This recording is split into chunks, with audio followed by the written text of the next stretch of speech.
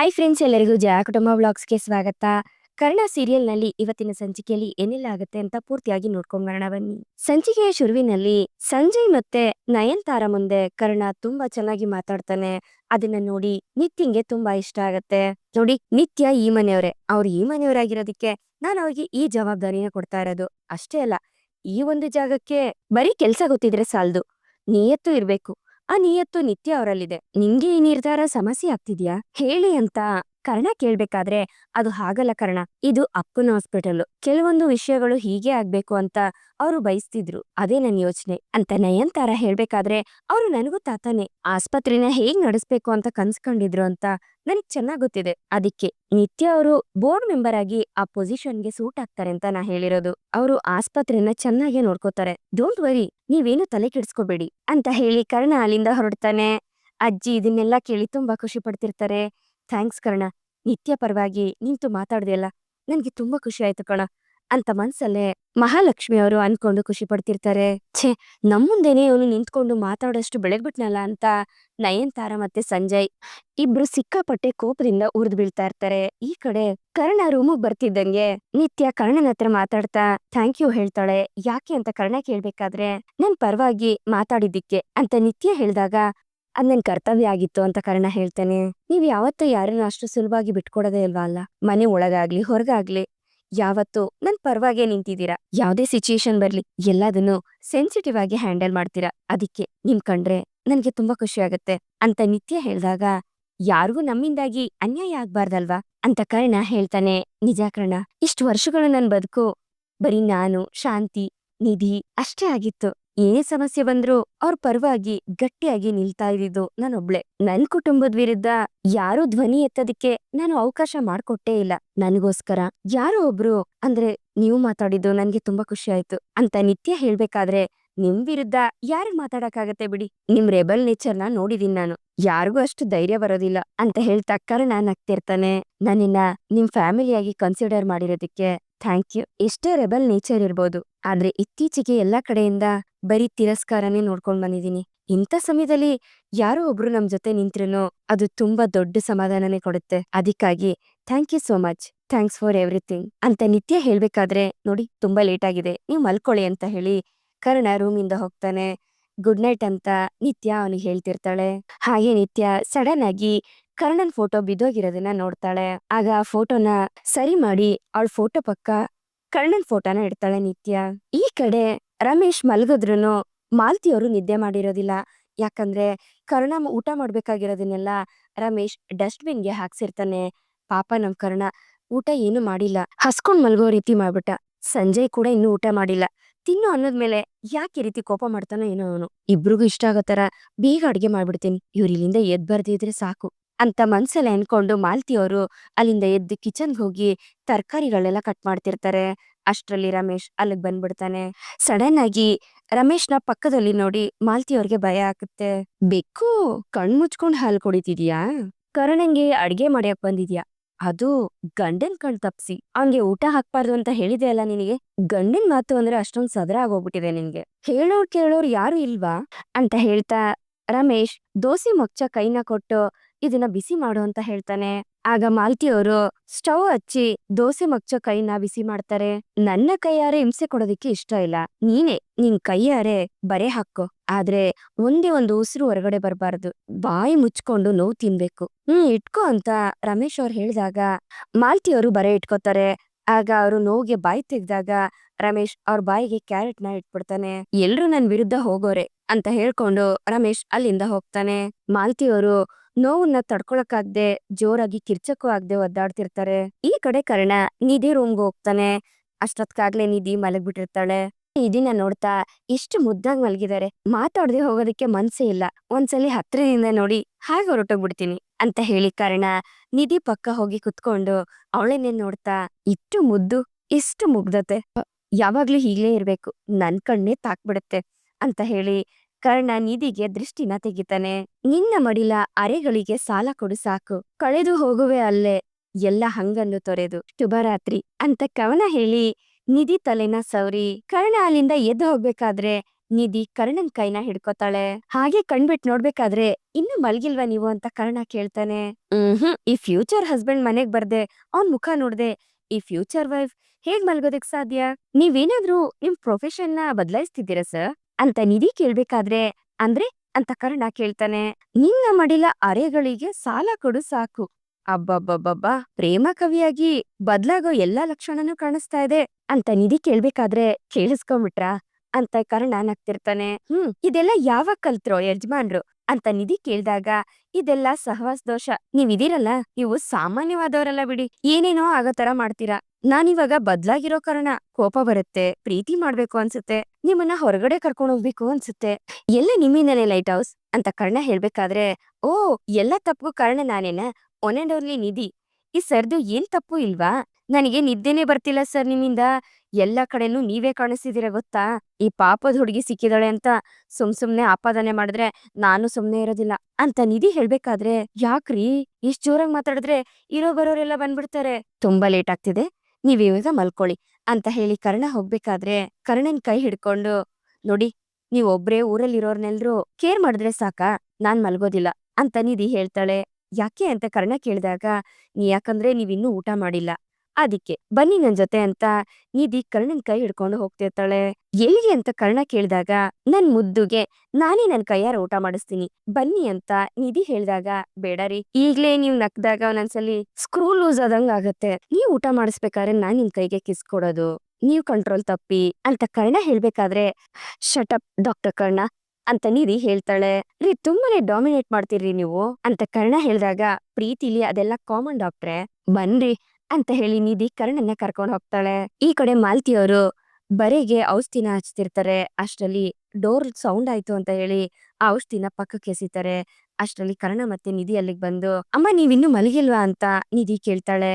ಏನಿಲ್ಲಮ್ಮ, ಅದು ನೀರ್ ಕುಡಿಯೋಣ ಅಂತ ಬಂದೆ ಅಂತ ಮಾಲ್ತಿಯವರು ಹೇಳ್ತಾರೆ. ಆಗ ನಿಧಿ ಡೈನಿಂಗ್ ಟೇಬಲ್ ಮೇಲೆ ಎಲ್ಲಾ ಬೌಲ್ಗಳನ್ನ ತೆಗೆದು ನೋಡಿದಾಗ ಅಲ್ಲಿ ಊಟ ಇರೋದಿಲ್ಲ. ಅಯ್ಯೋ ಏನಿದೆಲ್ಲ, ಅಡಿಗೆ ಎಲ್ಲ ಖಾಲಿ ಆಗಿದೆ, ಕರ್ಣ ಸರ್ದ್ ಇನ್ನೂ ಊಟನೇ ಆಗಿಲ್ಲ ಅಂತ ನಿಧಿ ಹೇಳ್ಬೇಕಾದ್ರೆ ರಮೇಶ್ ರೂಮ್ ಡೋರ್ ಹತ್ರ ನಿಂತ್ಕೊಂಡು ಇದನ್ನೆಲ್ಲ ನೋಡ್ತಿರ್ತಾನೆ. ಮಾಲ್ತಿ ಏನ್ ಹೇಳಕ್ಕಾಗ್ದೆ ಒದ್ದಾಡ್ತಿರ್ತಾರೆ. ಅದು ಎಲ್ಲ ಖಾಲಿ ಆಯ್ತು ಅಂತ ಮಾಲ್ತಿಯವರು ಹೇಳ್ಬೇಕಾದ್ರೆ ಸಡನ್ ಆಗಿ ಕರ್ಣ ಆಯಿಂಟ್ಮೆಂಟ್ ನ ನೋಡ್ತಾನೆ. ಯಾರ್ ಹಚ್ಕೊಂಡಿರ್ಬೋದು ಅಂತ ನೋಡ್ಬೇಕಾದ್ರೆ ಮಾಲ್ತಿ ಅವ್ರ ಕೈಯಲ್ಲಿ ಬರೆ ಹಾಕಿರೋದನ್ನ ನೋಡ್ತಾನೆ. ಆಗ ಕರ್ಣಂಗೆ ಇದೆಲ್ಲ ರಮೇಶ್ದೆ ಕುತಂತ್ರ ಅಂತ ಗೊತ್ತಾಗತ್ತೆ. ಹೌದಾ, ಕರ್ಣ ಸರ್ ಫೇವ್ರೆಟ್ ಐಟಮ್ಸ್ ಇತ್ತು, ಇಷ್ಟು ಬೇಗ ಹೇಗ್ ಖಾಲಿ ಆಯ್ತು, ನಾವ್ ಊಟ ಮಾಡ್ಕೊಂಡಾದ್ಮೇಲೆ ಇನ್ನೂ ಊಟ ಇತ್ತಲ್ವಾ ಅಂತ ನಿಧಿ ಹೇಳ್ಬೇಕಾದ್ರೆ ಮಾಲ್ತಿಯವರು ರಮೇಶ್ ಅವ್ರ ಕೈಯಾರೆ ಎಸ್ತಿದ್ದನ್ನ ನೆನ್ಪಿಸ್ಕೊತಿರ್ತಾರೆ. ಅಯ್ಯಯ್ಯೋ ಅಡ್ಗೆ ಏನು ಉಳಿಸೇ ಇಲ್ವಾ, ಪಾಪ ಕರ್ಣ ಏನ್ ತಿನ್ಬೇಕು, ಏನ್ ಮಾಲ್ತಿ ನೀನು, ಕರ್ಣ ಹಸ್ಕೊಂಡಿರೋದನ್ನ ನೋಡಿದ್ರೆ ನನ್ ಕರುಳು ಚುರ್ರು ಅನ್ನುತ್ತಮ್ಮ ಅಂತ ರಮೇಶ್ ನಾಟಕ ಮಾಡ್ತಿರ್ಬೇಕಾದ್ರೆ ಓ ಇದೆಲ್ಲ ನಿನ್ ಪ್ಲಾನಾ ಅಂತ ಕರ್ಣ ಮನ್ಸಲ್ಲೇ ಅನ್ಕೊಂಡು ಹೋಗ್ಲಿ ಬಿಡಿಯಪ್ಪ, ಅಡ್ಗೆ ಯಾಕೆ ಖಾಲಿ ಆಗಿದೆ ಗೊತ್ತಾ, ನಾನ್ ಮತ್ತೆ ಮತ್ತೆ ನಿಮ್ ಕೈ ರುಚಿನ ಟೇಸ್ಟ್ ಮಾಡ್ಲಿ ಅಂತ ಅಂತ ಕರ್ಣ ಹೇಳ್ಬೇಕಾದ್ರೆ ಮಾಲ್ತಿಯವ್ರಿಗೆ ಖುಷಿ ಆದ್ರೆ ರಮೇಶ್ಗೆ ಗಾಬರಿ ಆಗತ್ತೆ. ಐ ಆಮ್ ಸೋ ಲಕ್ಕಿ ಅಲ್ವಾ, ಇವತ್ತು ನೀವು ಬೆಳಿಗ್ಗೆ ಅಡ್ಗೆ ಮಾಡಿದ್ ಎಷ್ಟ್ ಚೆನ್ನಾಗಿತ್ತು ಗೊತ್ತಾ, 10 ಜನ್ಮ ನೆನ್ಸ್ಕೋಬೇಕು, ಮತ್ತೆ ಯಾವಾಗ ನಿಮ್ ಕೈ ರುಚಿ ಟೇಸ್ಟ್ ಮಾಡ್ತೀನೋ ಅಂತ ಅನ್ಕೋತಾ ಇದ್ದೆ, ಆ ಗಳಿಗೆ ಇಷ್ಟ್ ಬೇಗ ಬರುತ್ತೆ ಅಂತ ಎಕ್ಸ್ಪೆಕ್ಟೇ ಮಾಡಿರ್ಲಿಲ್ಲ. ನನ್ಗೆ ಒಳ್ಳೆ ಸಾಫ್ಟ್ ಆಗಿರೋ ಚಪಾತಿ ಮಾಡ್ಕೊಡ್ತೀರಾ ಪ್ಲೀಸ್ ಅಂತ ಕರ್ಣ ಹೇಳ್ದಾಗ ಅದಕ್ಕೆ ವಿಧಿ ಇಲ್ದೆ ಹ್ಞೂ ಅಂತ ರಮೇಶ್ ತಲೆ ಆಡಿಸ್ತಾನೆ. ನಾನು ಹಸ್ಕೊಂಡಿದ್ರೆ ನಿಮ್ಗೆ ಕರುಳು ಚುರ್ರು ಅನ್ನುತ್ತಲ್ವಾ, ಇವಾಗ ತಾನೇ ಹೇಳಿದ್ರಿ ಅಂತ ಕರ್ಣ ಹೇಳಿದಾಗ ಅಲ್ವಾ ಮತ್ತೆ ನೀನ್ ಕೇಳೋದ್ ಹೆಚ್ಚು, ನಾನ್ ಮಾಡ್ಕೊಡೋದ್ ಹೆಚ್ಚು, ಮಾಡ್ತೀನಿ ಮಾಡ್ತೀನಿ ಅಂತ ರಮೇಶ್ ನಾಟಕ ಮಾಡ್ಕೊಂಡು ನೀನ್ ಹಸ್ಕೊಂಡಿರ್ಬಾರ್ದು ನೀನು ಅಂತ ಒಳಗಡೆನೆ ಕೋಪ ಮಾಡ್ಕೊಂಡು ಮುಂದೆ ನಗ್ತಾ ಕರ್ಣನ್ ಮುಂದೆ ರಮೇಶ್ ಹೇಳ್ತಿರ್ತಾನೆ. ನಿಮ್ಮಂತ ಅಪ್ಪ ಸಿಗೋದಿಕ್ಕೆ ನಾನ್ ಪುಣ್ಯ ಮಾಡಿದ್ದೆ ಅಂತ ಕರ್ಣ ಕೈ ಮುಗ್ದು ಹೇಳ್ಬೇಕಾದ್ರೆ ಅಪ್ಪ ಮಗ ಹೀಗೆ ಇರ್ಬೇಕು, ನಿಮ್ಮಂತ ಜೋಡಿ ಎಲ್ಲೂ ಇಲ್ಲ ಅಂತ ನಿಧಿ ಹೇಳ್ತಿರ್ತಾಳೆ.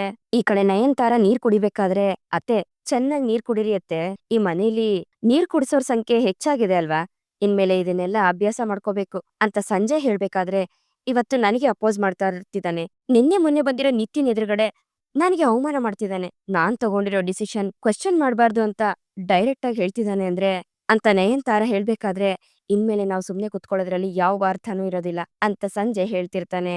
ಈ ಕಡೆ ಕಿಚನ್ ಅಲ್ಲಿ ಏನೋ ಸೌಂಡ್ ಬರ್ತಿದ್ಯಲ್ಲ ಅಂತ ನಯನ್ತಾರ ಮತ್ತೆ ಸಂಜಯ್ ಇಬ್ರು ಬಂದು ಅಲ್ಲಿ ನೋಡ್ತಾರೆ. ಈ ಕಡೆ ರಮೇಶ್ ಕರ್ಣಂಗೆ ಅಂತ ಕೋಪದಲ್ಲಿ ಚಪಾತಿ ಹಿಟ್ಟನ್ನ ಎಸ್ದು ಅದನ್ನ ಹೊಸಿತಾ ಇರ್ತಾನೆ. ಏನ್ ಗೊತ್ತಾ ನಿಧಿ ಅವ್ರೆ, ನಮ್ಗೇನಾದ್ರೂ ಬೇಕು ಅಂತ ನಾವು ಮನ್ಸಿಂದ ಹಾರೈಸಿದ್ರೆ ಇಡೀ ಯೂನಿವರ್ಸೇ ನಮ್ಗೆ ಅದನ್ನ ಕೊಡೋದಕ್ಕೆ ಪ್ಲಾನ್ ಮಾಡತ್ತಂತೆ. ಅದ್ರ ಅರ್ಥ ಇವಾಗ ಗೊತ್ತಾಯ್ತು ಅಂತ ಕರ್ಣ ಹೇಳ್ಬೇಕಾದ್ರೆ, ಹ್ಮ್, ಅಕ್ಕನು ಯಾವಾಗ್ಲೂ ಇದೇ ರೀತಿ ಹೇಳ್ತಿರ್ತಾಳೆ. ನಾವೇನಾದ್ರೂ ಮ್ಯಾನಿಫೆಸ್ಟ್ ಮಾಡಿದ್ರೆ ಅದೆಲ್ಲ ನಿಜ ಆಗತ್ತೆ ಅಂತ ನಿಧಿ ಹೇಳ್ತಾಳೆ. ಸದ್ಯ ನನ್ಗೆ ನಮ್ಮಪ್ಪ ಕೈಯಾರೆ ಮಾಡಿರೋ ದೋಸೆ, ಬಿಸಿಬೇಳೆ ಬಾತು, ಪಾಯ್ಸ, ಶಾವ್ಗೆ ಇದೆಲ್ಲ ತಿನ್ಬೇಕು ಅಂತ ಅನ್ನಿಸ್ತಿದೆ. ಅದನ್ನೇ ಮ್ಯಾನಿಫೆಸ್ಟ್ ಮಾಡ್ಬೇಕು ಅನ್ಸುತ್ತೆ ಅಂತ ಕರ್ಣ ಹೇಳ್ಬೇಕಾದ್ರೆ ಅದನ್ನ ಕೇಳಿ ರಮೇಶ್ ಗಾಬರಿ ಆಗ್ತಿರ್ತಾನೆ. ಮಾಲ್ತಿ ಅವ್ರಿಗೆ ತುಂಬಾ ಖುಷಿ ಆಗ್ತಿರತ್ತೆ. ಅಪ್ಪ ಅಂದ್ರೆ ನನಗೆ ನಳ ಮಹಾರಾಜ ಪಾರ್ಟ್ 2 ಅಂತ ಕರ್ಣ ರಮೇಶ್ ಕಾಲೆಳಿತಿರ್ತಾನೆ. ಅಯ್ಯೋ, ನಿನ್ಗೆ ಅಷ್ಟೊಂದು ಇಷ್ಟ ಆಯ್ತಲ್ಲ, ನಿನ್ಗೆ ಮಾಡ್ಕೊಡೋದಕ್ಕೆ ನನ್ಗೆ ತುಂಬಾ ಇಷ್ಟ ಕಣೋ ಅಂತ ರಮೇಶ್ ಅವರು ಹೇಳ್ತಾ ಹೇಳ್ತಾ ಆಮೇಲೆ ಕೋಪ ಮಾಡ್ಕೋತಿರ್ತಾರೆ. ಆದ್ರೆ ಏನ್ ಮಾಡೋದು, ಇವಾಗ ನನ್ಗೆ ಸಿಕ್ಕಾಪಟ್ಟೆ ನಿದ್ದೆ ಬರ್ತಿದೆ ಕಣೋ, ಅದೇ ಸಮಸ್ಯೆ ಅಂತ ರಮೇಶ್ ಅವ್ರು ಹೇಳ್ಬೇಕಾದ್ರೆ, ಹೀಗೆ ಮಾತಾಡ್ತಾ ಮಾತಾಡ್ತಾ ಒಬ್ರಿಗೊಬ್ರು ಹೆಲ್ಪ್ ಮಾಡ್ಬಿಟ್ರೆ ಅರ್ಧ ಗಂಟೆಲಿ ಆಗೋ ಕೆಲ್ಸ 5 ನಿಮಿಷದಲ್ಲಿ ಆಗೋಗತ್ತೆ. ಮುಗಿಸ್ಕೊಂಡು ಆರಾಮ್ ನಿದ್ದೆ ಮಾಡಿ. ಬೇಗ ಬೇಗ ಲಟ್ಟಿಸಿ ಅಪ್ಪ, ಹೊಟ್ಟೆ ಹಸೀತಾ ಇದೆ ಅಂತ ಕರ್ಣ ಹೇಳ್ಬೇಕಾದ್ರೆ, ಇವ್ರಿಗೆ ಸರಿಯಾಗಿ ಕೆಲ್ಸನೇ ಕೊಡ್ತಾ ಇದ್ದಾನೆ ಕರ್ಣ ಅಂತ ಮಾಲ್ತಿ ಅವರು ಒಳಗೊಳಗಡೆನೆ ನಗ್ತಿರ್ತಾರೆ. ಅಲ್ಲಿ ನೋಡ್ದೇನೆ ನಿಮ್ಮ ಅಪ್ಪನ ಅಂತ ನಯಂತಾರ ತೋರಿಸ್ಬೇಕಾದ್ರೆ, ಈ ಹೊತ್ತಲ್ಲಿ ಏನ್ ಮಾಡ್ತಿದಾರೆ ಇವ್ರು ಅಂತ ಸಂಜಯ್ ಹೇಳ್ತಾನೆ. ಕಾಣಿಸ್ತಿಲ್ವಾ, ಕೈಯಲ್ಲಿ ಲಟ್ಟಣಿಗೆ, ಮೈಯೆಲ್ಲ ಬೆವ್ರು. ಏನೋ ದೊಡ್ಡದಾಗಿ ಪ್ಲಾನ್ ಮಾಡ್ತೀನಿ ಅಂತ ಹೇಳ್ತಾನೆ ಇದ್ದಾನೆ. ತೂತಾಗಿರೋ ದೋಣಿನ ನಂಬ್ಕೊಂಡು ನದಿಲಿ ಎಷ್ಟ್ ದೂರ ಹೋಗಕ್ಕಾಗತ್ತೆ, ಅವನು ಮುಳುಗಿ ನಮ್ಮನ್ನು ಮುಳುಗಿಸ್ತಾನೆ ಅಷ್ಟೇ ಅಂತ ನಯನ್ತಾರ ಹೇಳ್ಬೇಕಾದ್ರೆ, ಈ ತೊಟ್ಟಿಲ್ ಬಿದ್ದಿರೋನಿಂದ ಇಷ್ಟೆಲ್ಲ ಆಗ್ತಿರೋದು ಅಂತ ಸಂಜಯ್ ಕೋಪದಿಂದ ಇವ್ರನ್ನೇ ಗುರಾಯಿಸ್ತಾ ಇರ್ತಾನೆ. ಈ ಕಡೆ ಕರ್ಣ ರಮೇಶ್ ಮಾಡಿರೋ ಊಟನ ತಿನ್ಬೇಕಾದ್ರೆ, ಆಹಾ, ಏನ್ ಸಖತ್ತಾಗಿದೆ ಅಪ್ಪ, ನನ್ ಮನ್ಸಲ್ಲಿ ಹೇಗಿರ್ಬೇಕು ಅಂತ ಅನ್ಕೊಂಡಿದ್ನೋ ಸೇಮ್ ಹಾಗೇ ಇದೆ. ಹೀಗೆ ಒಳ್ಳೊಳ್ಳೆ ಅಡ್ಗೆ ಮಾಡ್ಕೊಡ್ತಿದ್ರೆ ಆರಾಮಾಗಿ ಕುತ್ಕೊಂಡು ತಿಂತಾ ಇರ್ಬೇಕು ಅನ್ಸುತ್ತೆ ಅಂತ ಕರ್ಣ ಹೇಳ್ಬೇಕಾದ್ರೆ, ಅಮ್ಮ, ನೀವ್ ನಮ್ ಜೊತೆ ಏನು ತಿಂದಿರ್ಲಿಲ್ಲ, ನಿಮ್ಗೂ ಹಸುವಾಗಿರುತ್ತೆ, ಬನ್ನಿ ನೀವು ಕುತ್ಕೊಳ್ಳಿ ಅಂತ ನಿಧಿ ಹೇಳ್ಬೇಕಾದ್ರೆ ಮಾಲ್ತಿ ರಮೇಶ್ ಮುಖಾನ ನೋಡ್ತಾಳೆ. ಅಮ್ಮಂಗೆ ಚಪಾತಿ ಅಂದ್ರೆ ಅಷ್ಟಕ್ಕಷ್ಟೇ, ಪಲಾವ್ ಇಷ್ಟ. ಅಪ್ಪ, ಚಕಾಚಕ್ ಪಲಾವ್ ಪ್ಲೀಸ್ ಅಪ್ಪ ಅಂತ ಕರ್ಣ ಹೇಳ್ಬೇಕಾದ್ರೆ, ಅವಳು ನಿನ್ ಮಗುಗೆ ಒಳ್ಳೇದಾಗ್ಲಿ ಅಂತ ಹರಕೆ ಹೊತ್ತಿದಾಳೆ, ಅದಕ್ಕೆ ಉಪವಾಸ ಇದ್ದಾಳೆ ಅಂತ ರಮೇಶ್ ಹೇಳ್ಬೇಕಾದ್ರೆ ಅದಕ್ಕೆ ಮಾಲ್ತಿ ಅವರು ತಲೆ ಆಡಿಸ್ತಾರೆ. ಅಲ್ವಾ ಮಾಲ್ತಿ ಅಂತ ರಮೇಶ್ ಕೇಳಿದಾಗ, ಹೌದು ಕರ್ಣ, ನನಗೇನು ಹಸ್ವಾಗ್ತಿಲ್ಲ ಅಂತ ಮಾಲ್ತಿ ಅವರು ಹೇಳ್ತಾರೆ. ಕರ್ಣ, ನೀನು ತಿನ್ಕೊಂಡ್ ಮಲ್ಕೋ, ನನ್ಗೆ ತುಂಬಾ ಸುಸ್ತಾಗಿದೆ, ಗುಡ್ ನೈಟ್ ಅಂತ ಹೇಳಿ ರಮೇಶ್ ಮಾಲ್ತಿಗೆ ನೀನು ಬಾ ಅಂತ ಕರೀತಾನೆ. ಬಾ ಮಾಲ್ತಿ, ನೀನು ಉಪವಾಸ ಮಾಡ್ತಿದ್ದಲ್ಲ, ನಿನ್ಗೂ ತುಂಬಾ ಸುಸ್ತಾಗಿರುತ್ತೆ, ಬಾ ಬಾ ಬಾ ಅಂತ ಹೇಳಿ ರಮೇಶ್ ಕಣ್ಕೊಂಡ್ಬಿಟ್ಟು ಮಾಲ್ತಿಗೆ ಬರೋದಕ್ಕೆ ಹೇಳ್ತಾನೆ. ಮಾಲ್ತಿ ಅವರು ಹೋಗ್ಬೇಕಾದ್ರೆ ಅವ್ರ ಕೈನ ಕರ್ಣ ಹಿಡ್ಕೊಂತಾನೆ. ಅಮ್ಮ, ನಿಮ್ ಜೊತೆ ಮಾತಾಡ್ಬೇಕು ಅಂತ ಕರ್ಣ ಹೇಳ್ತಾನೆ.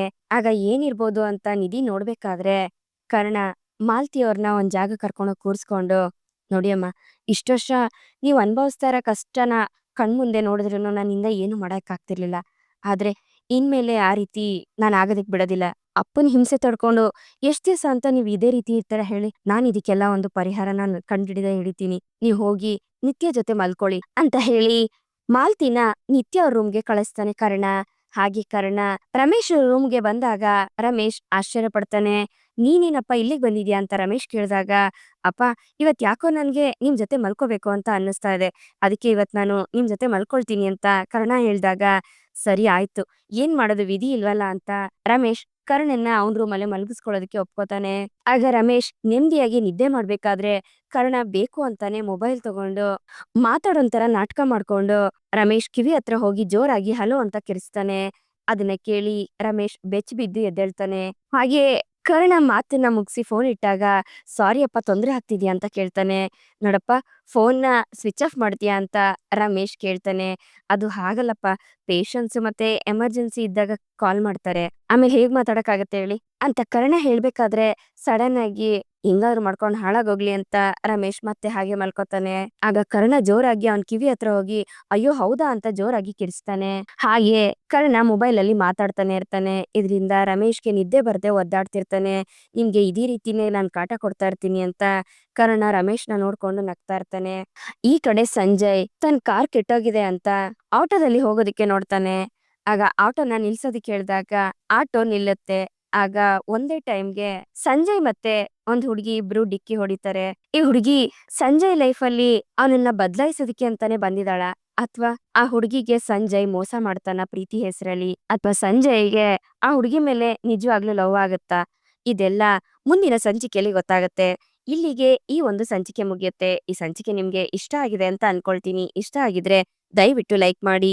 ಹಾಗೆ ಹೇಗಿತ್ತು ಅನ್ನೋದನ್ನ ಕಮೆಂಟ್ ಮೂಲಕ ತಿಳಿಸಿ. ಮತ್ತೆ ಮುಂದಿನ ಸಂಚಿಕೆಯೊಂದಿಗೆ ನಿಮ್ಮನ್ನ ಭೇಟಿ ಆಗ್ತೀನಿ. ಅಲ್ಲಿವರೆಗೂ Tata, bye bye, take care.